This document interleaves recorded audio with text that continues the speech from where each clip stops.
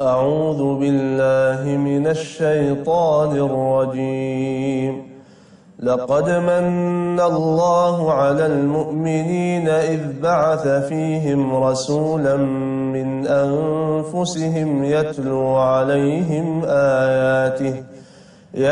عليهم آياته ويزكيهم ويعلمهم الكتاب والحكمة وإن كانوا من قبل لفي ضلال مبين أولما أصابتكم مصيبة قد أصبتم مثليها قلتم أنى هذا قل هو من عند أنفسكم إن الله على كل شيء قدير وما أصابكم يوم التقى الجمعان فبإذن الله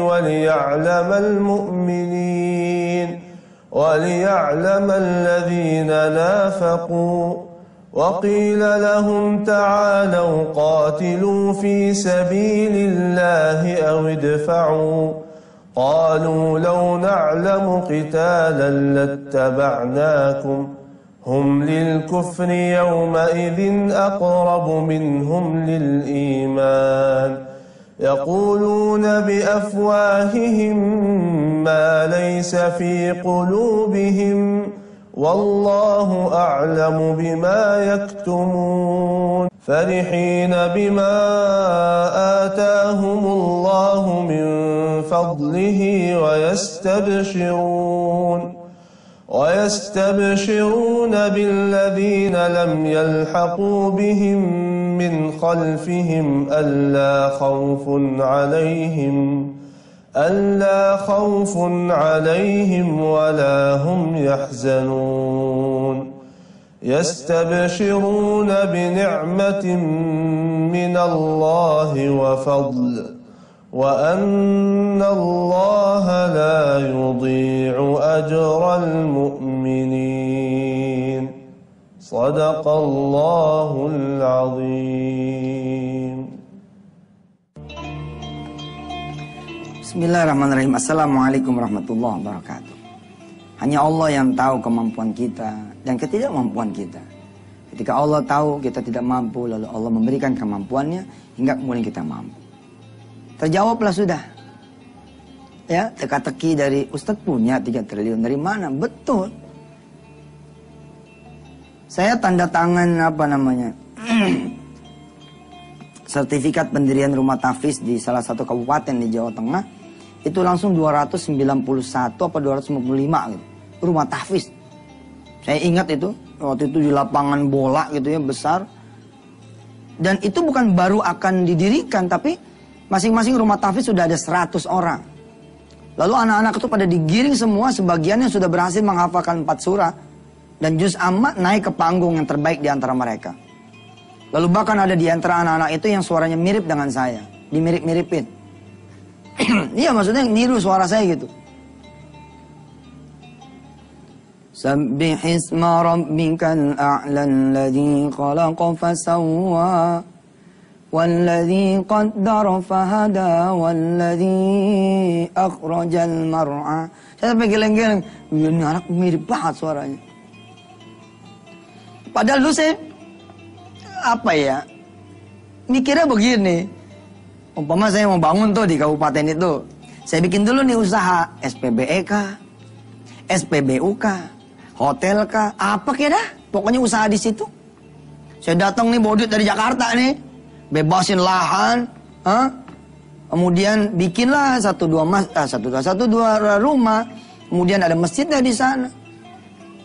Subhanallah, ternyata Allah bikin enteng.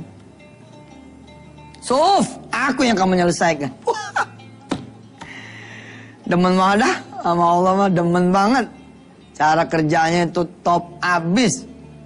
Kita udah tinggal minta doang. Punya mimpi minta bergerak, punya impian minta bergerak, punya impian minta bergerak. Beres tuh dah. Nah kita ini mintanya aja udah payah, apalagi bergerak. Jangankan bergerak dan minta, impiannya juga payah.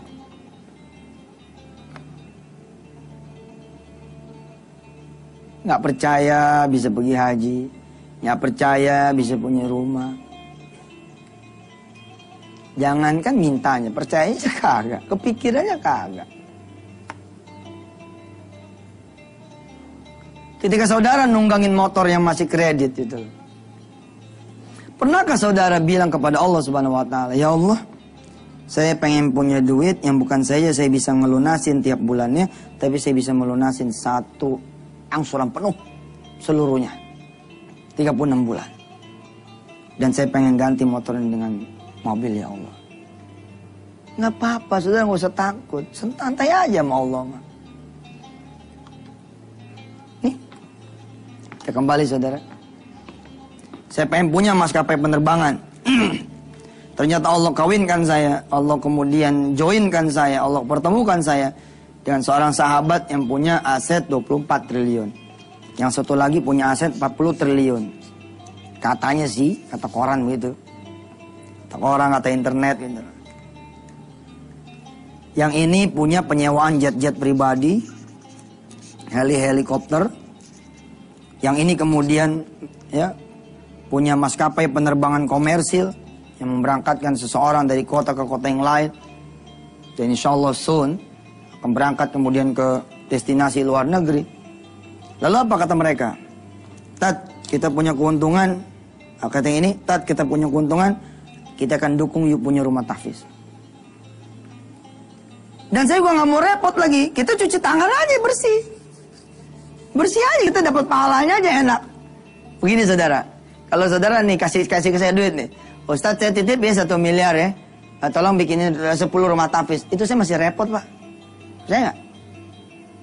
Kalau enak saya gimana? Ya udah pak, duitnya saya terima, saya pulangi lagi. Bapak aja yang bikin. Ntar saya resmiin di atas sejadah saya. Masya Allah, Masya Allah. Habis ini kebetulan saya lagi kedatangan tamu nih, seorang pengusaha Habatus Sauda ya. Nah, pas ini nemenin saya ini ada di depan saudara semua. Saya nggak kenal loh sebelumnya sama dia. Dan saya juga bukan apa-apanya usaha dia. Tapi dia datang kepada saya, Ustaz, saya pengen punya rumah tahfiz di kampung saya. Dan udah berdiri tuh. Coba kalau saya utus orang ke kampungnya dia, tolong kamu cari rumah ya. Sama tuh prosesnya kan. Saya punya dulu duit 3 triliun, terus kemudian saya bangun 3.000. Oh, ini repot sekali, belum masalah manajemennya. Belum masalah yang lain-lainnya. Jarang-jarang juga nih di acara kita ada tamu kan. Tapi habis yang satu ini saya undang deh. Teman saya kebetulan hadir di sini insyaallah. Bicara ya bahwa subhanallah Allah mengeksekusi impian saya salah satunya lewat beliau. Ya, silakan yang lewat dulu.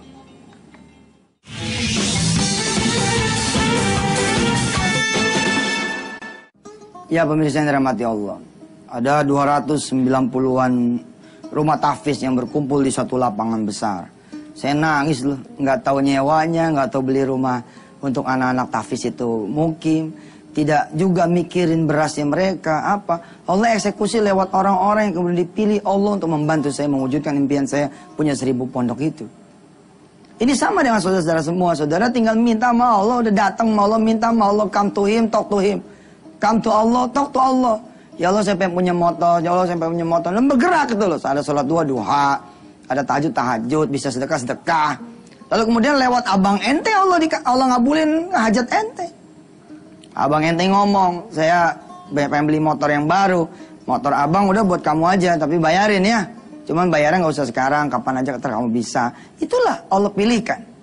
Nah, hadir bersama saya salah satu orang yang dipilih oleh Allah untuk mewujudkan impian saya memiliki pesantren-pesantren di seluruh tanah air. Ya, beliau adalah Haji Sundori, pengusaha Habatus Sauda. Kita panggil bareng-bareng. Sini Ustaz. Ini Ji. Alhamdulillah. Assalamualaikum. Sini Ustaz. Ente coba cerita. Benar kagak punya rumah tahfiz? Itu ceritanya bagaimana? Kok sampai bisa punya rumah tahfiz? Bismillahirrahmanirrahim. Ya, sebenarnya saya sudah lama berteman dengan Ustadz Yusuf Mansur. Sudah dari 2007 insya Allah. Dan karena perkenalan ini, saya tergerak juga untuk bagaimana saya bisa mewujudkan cita-cita Ustadz Yusuf Mansur. Saya juga ingin bercita-cita ke sana. ingin menggapai ridha Allah, yaitu bagaimana kita memfasilitasi anak-anak di kampung yang ingin belajar Al-Quran, yang ingin menghafal Al-Quran. Dan alhamdulillah ada 300 anak-anak yang kami handle. 300 tuh ya? 300-an. Subhanallah. Itu daerah mana? Daerah Tuban, Ustaz. Tuban, Masya Allah, Masya Allah, Masya Allah. Itu apa bentuknya, rumah kah? Atau? Rumah. Dan saya bergerak lagi, insya Allah saya pun akan mengajak teman-teman untuk bisa mendirikan rumah tahfidz juga. Ya teman-teman pengusaha gitu ya? Teman-teman usaha, dan termasuk tadi saya kan baru ngomong-ngomong sama Ustadz, bagaimana saya nanti kan Ustadz mau ke Tuban tuh. Nah, saya punya teman di sana, nanti kan ada Bupati Tuban. Dia punya hotelnya aja minta untuk jadi rumah tahfidz. Jadi tanpa perlu mengubah hotelnya, tapi duitnya aja. Iya, duitnya aja, keuntungannya aja. Ya, betul dah. Apa mirsa, kita ngomong cuma 100 tuh. Satu rumah tahfidz cuma 100. Ternyata beliau punya rumah tahfidz anak ke 300, subhanallah. Mas, kepikiran nggak kalau ternyata Allah mempertemukan kita, lalu Mas menjadi jalan buat saya membuka rumah tahfidz di Tuban? Padahal saya jarang ke Tuban, ya. Yang suka ke Tuban kan perempuan-perempuan yang lahir nanti ya. Itu pecah ke Tuban. Ya gimana tuh? Kepikiran nggak gitu? Enggak ada sama sekali kita. Nah, tahu nggak apa yang kemudian mempertemukan kita? Yang mempertemukan kita ya Al-Quran ini, Ustaz. Al-Quran, doa, cita-cita. Betul, saudara. Saudara kemudian khawatir hari ini akan menjadi hari yang jelek, maka akan muncul tuh orang-orang yang kemudian menjadi ya penyebab ente atas izin Allah jadi jelek. Ya, alhamdulillah. Apa setelah ini cita-citanya? Ya, alhamdulillah saya kan ada sama Ustadz nih, kita punya usaha bareng ini. Yang insya Allah saya bilang kemarin 97,5% kita infakkan ke rumah tahfidz. Nah tuh lihat, saya tidak punya background pengusaha, saya tidak kemudian sekolah bisnis dan usaha, tapi Allah kemudian mengabulkan. Saya ngumpulin tuh orang-orang kampung yang percaya sama saya gitu ya. Sini, pengen gak punya toko emas? Apa kata orang-orang kampung? Dari mana gue punya duit buat punya toko emas? Nggak perlu mikirin punya duit apa enggak, yang perlu minta sama Allah. Subhanallah, cara Allah betul-betul misterius. Nyampe. Makasih Mas Jun atas kehadirannya. Insya Allah Tuban ya. Silakan tunggu nanti kehadiran Yusuf Mansur. Mudah-mudahan Allah Subhanahu Wa Taala ya mengembangbiakan rumah tahfidz ente menjadi pesantren besar. Dan mudah-mudahan tidak cuma satu ente kan Habatus Sauda kan? Berapa agent yang ente punya? Hampir di seluruh Indonesia ada. Berapa orang tuh kira-kira? Ada sekitar 250-an. Nah, ente kumpulin tuh agent-agent, ente bilang masih mau nggak dapat barang lagi dari saya? Kalau masih mau, mulai bikin rumah tahfidz di rumah. Bagus. Ya, bagus nggak? Siap. Kalau nggak mau nggak mungkin. Membuat Quran kok. Iya, Ustaz. Pak Ustadz atau Pak Cundori, sampaikan ke Ustadz Yusuf, saya mau buka tapi saya nggak punya saya tidak punya pengetahuan. Ajarkan dia juga. Nggak penting punya pengetahuan itu. Yang penting doa dulu. Doa dulu, punya impian dulu, terus bergerak. Siap, Ustaz. Bergerak nyari informasi. Nah, pemirsa, ini sebentar lagi beliau ini akan menjadi tamu kita lagi, mungkin setengah tahun yang akan datang atau 3 bulan yang akan datang, dengan kemudian bicara di depan saudara semua. Ustadz masih ingat omongan dulu apa tuh Cundori? Omongan bahwa saya disuruh Ustadz memerintahkan agen-agen untuk punya rumah tahfidz. Oh iya, saya ingat. Gimana sekarang? Ustadz, setiap agen tuh sekarang ternyata punya 2, Ustadz. Insyaallah, Ustaz. Jadi sekarang rumah tahfidz kami ada 400. Insyaallah. Subhanallah, mantap. Saya lagi mengubah nih. 3.000 rumah tahfidz tidak lagi 3.000, tapi judulnya adalah pergang.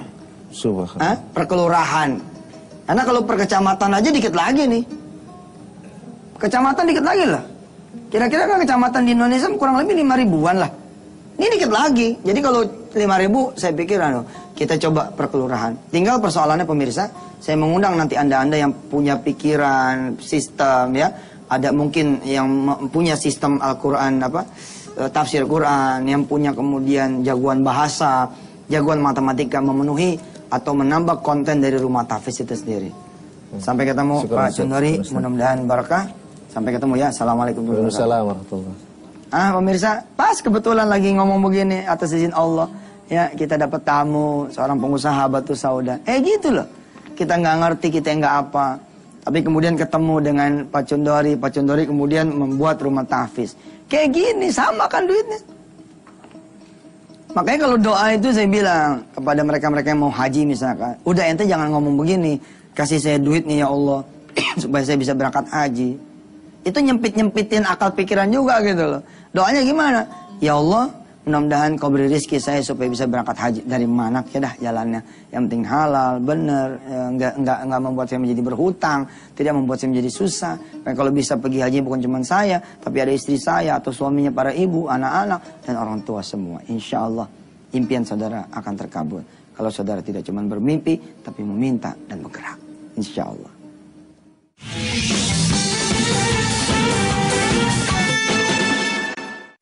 Buat saudara-saudara yang tertarik tentang rumah tahfiz, doakan. Mudah-mudahan nanti di perjalanan kita punya kuliah di Antv ini, kita akan membahas khusus sesi tentang rumah tahfiz. Membahagiakan kok saudara, membahagiakan. Kita punya rumah kan kalau disewain berapa? 3 juta, 10 juta. Nah, sekarang kita sewain sama Allah. Isinya adalah anak-anak yang pengen belajar Quran, pengen ngapal Quran, pengen ngaji Quran. Tapi tidak kita bahas sekarang ya tentang rumah tahfiz, insya Allah di waktu-waktu yang akan datang. Saya ingin kembali kemudian menegaskan bahwa ternyata begitu.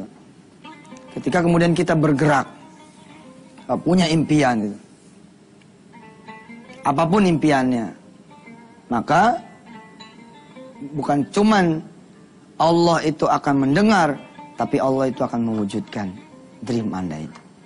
Tapi ketika Anda kemudian diwarnai dengan ketakutan, ya Allah Ustaz, kayaknya anak saya emang gak bakalan dia kuliah, kayaknya nggak ada duit, nggak ada apa.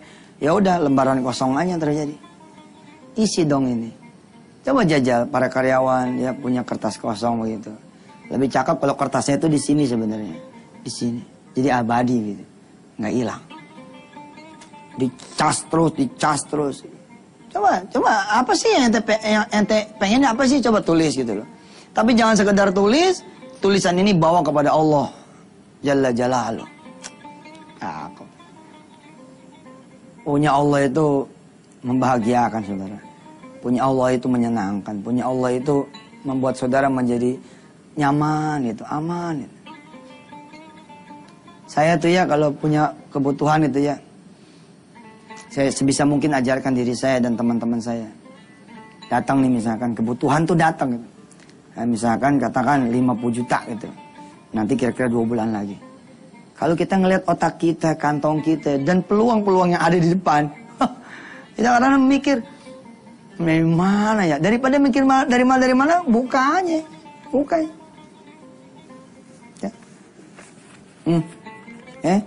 Buka lengannya teh. Daripada mikir dari mana, udahlah, ambil aja wudhu. Cek itu dah. Bismillahirrahmanirrahim. Wudhu Allah. Bismillah. Ambil wudhu. Kemudian rapatin lagi tangan.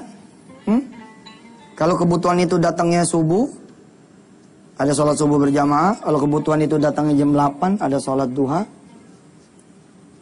Kalau kebutuhan itu datang jam 2, nah di sini nih saya bilang, kalau orang tuh tahu Allah Subhanahu wa taala punya kebutuhan jam 2, dia akan kangen tuh pengen cepet-cepet asar. Benar. Dan Allah itu sejengkal itu loh. Fa inni qarib. Allah itu sejengkal. Ada SMS datang ke ente. Ente lagi kerja jam 2. Bang. Lagi ngapain? Lagi kerja, Neng. Terpulang kagak? Ya pulang lah. Ya bang, pulangnya kalau bisa jangan kemana-mana ya, langsung ke rumah. Kenapa emang? Ada emak datang.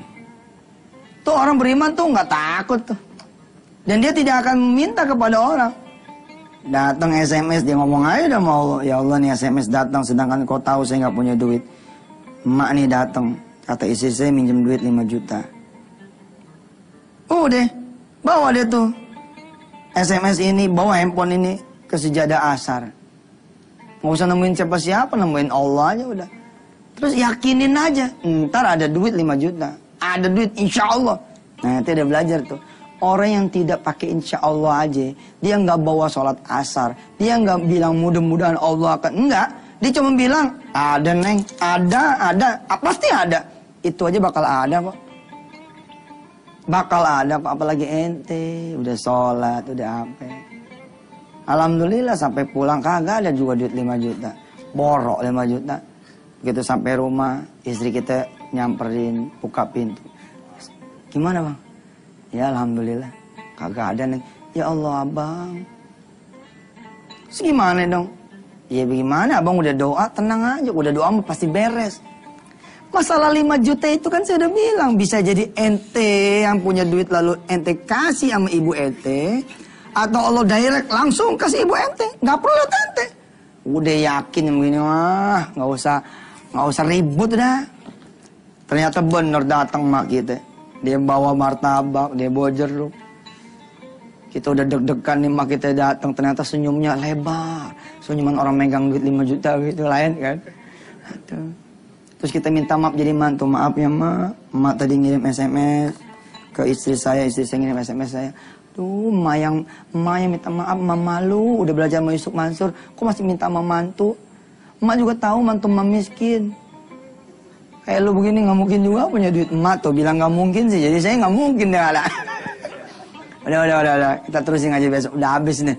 Ya dah, silakan liburan 1 minggu, jangan lupa liburannya isi dengan duha, dengan sholat malam, dengan tadarus Quran, jangan ditinggal. Senin kita ketemu lagi, kita masih bahas tentang yakin, bagaimana 3 triliun dan 4 triliun ini, 10,7 triliun ini betul-betul menjadi duit. Saya perlu Anda semua untuk mewujudkan ini. Ya, tentu saja selain Allah dong. Allah pastilah. Tapi saya butuh saudara-saudara semua, insya Allah, untuk mewujudkan 4 triliun ini menjadi benar-benar ada duitnya. Mudah-mudahan deh, saya bisa menjadi sahabat yang baik, saudara bisa menjadi sahabat yang baik. Kita bersatu padu untuk menggapai ridho ilahi.